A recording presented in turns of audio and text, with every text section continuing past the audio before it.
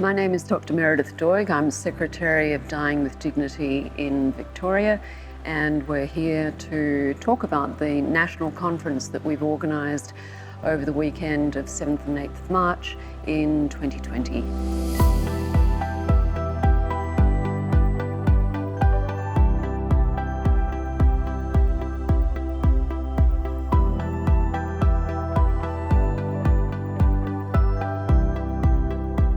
And this is the first time that this has happened for over 10 years. And of course, in that 10 years, we've had the successful Victorian legislation that's gone through, and then Western Australia has also got their legislation.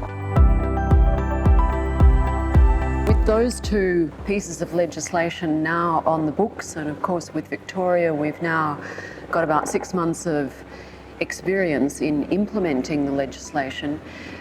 we thought that it would be a really good idea to see whether we could share the experience that Victoria and Western Australia have and see what sort of assistance and solidarity we can provide to states and territories that don't have the VAD legislation for themselves. Over the weekend, we've heard from campaign managers, we've heard from Go Gentle, we've heard from the states and territories themselves about where they're up to, how well provisioned or resourced they are, or the opposite. Two issues that have really stood out for me is that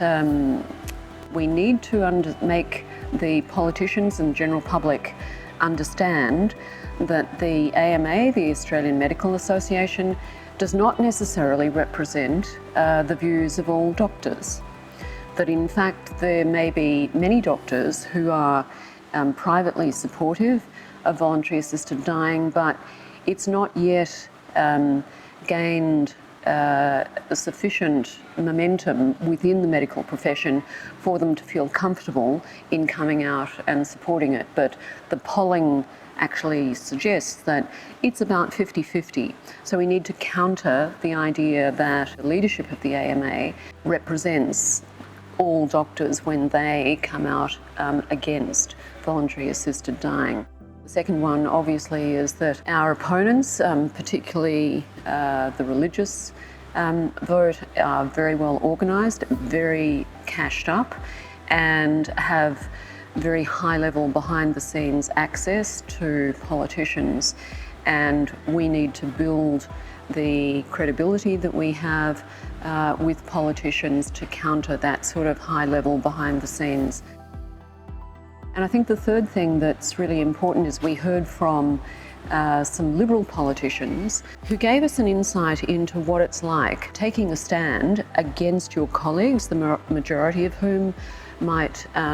be against voluntary assisted dying, how difficult it is for those people, and for the people who have a genuinely open mind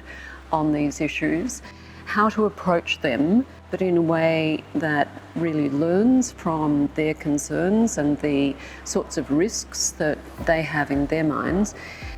takes those concerns seriously and finds ways to assure them that these issues have been very well addressed